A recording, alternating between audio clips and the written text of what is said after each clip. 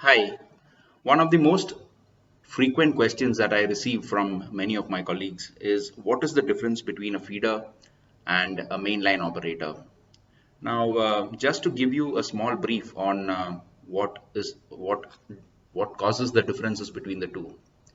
Now, a mainline operator, also known as MLO, mainline operator, is a ocean-going carrier which operates deep sea routes, which means that it operates a service from the east to west, or the voyage time is usually more than about 8 to say 21 days or 30 days, and they call a lot of ports in the middle.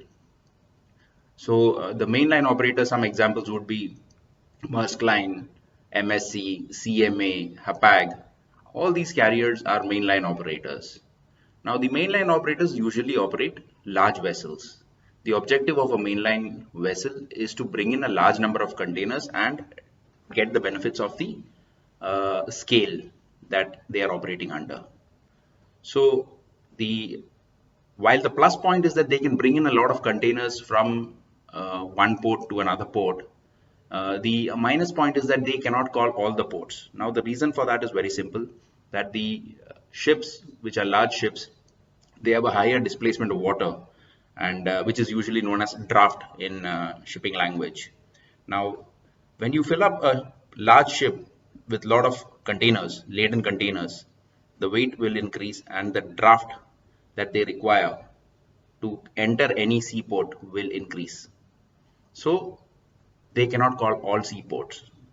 In order to circumvent this problem, there is something known as a hub and spoke operation, uh, which shipping lines apply, in which the main line will bring the cargo to one specified port, and from there on, there will be smaller ships that will take it to ports which are nearby, which probably have a draft restriction or do not have sufficient cargo to justify a call of a large vessel, because each time you bring in a vessel, there is a certain cost attached to it as far as port dues are concerned. Every time you call a particular port, you have to pay the port a certain charge based on which uh, the carrier can come in and discharge or load their cargo.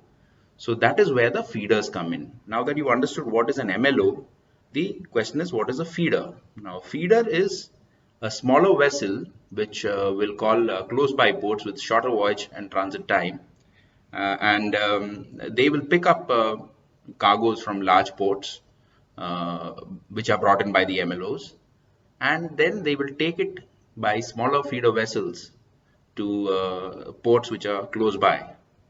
Uh, for example, there could be Hapag-Lloyd who wants to do a service from, say, China to Sohar. So usually there will not be a large vessel call at Sohar.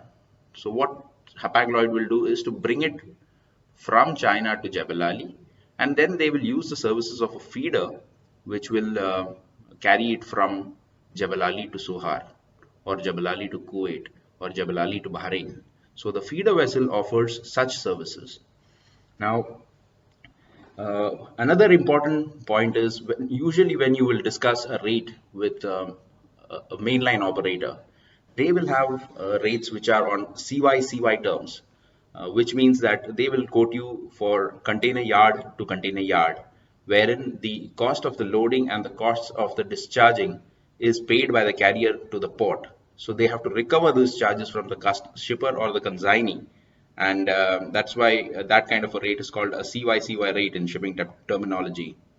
At the same time, there is another way of doing this, which is known as a free in-out rate, FIO rate, which usually is applied by the feeder companies, in which the feeder is only responsible to bring the ship alongside and carry the container from point A to point B, and the loading operation and the discharging operation has to be done by the container owner. A feeder usually does not have an account at the port, a stack at the port, due to which they will ask the container owner to complete the loading and the discharging operations, and they will only offer a rate which is free in out, which means their responsibility is limited only to the carriage of the cargo on their ships from port A to port B, but the loading and the unloading is not to their account.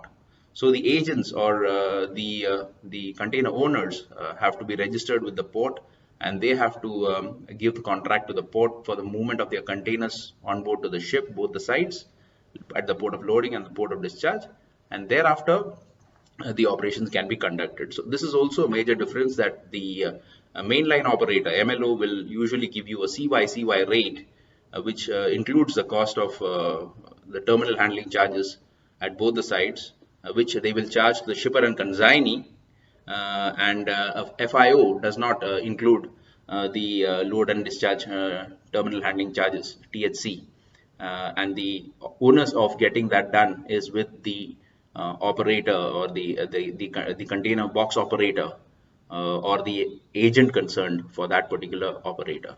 I hope you have understood something from this.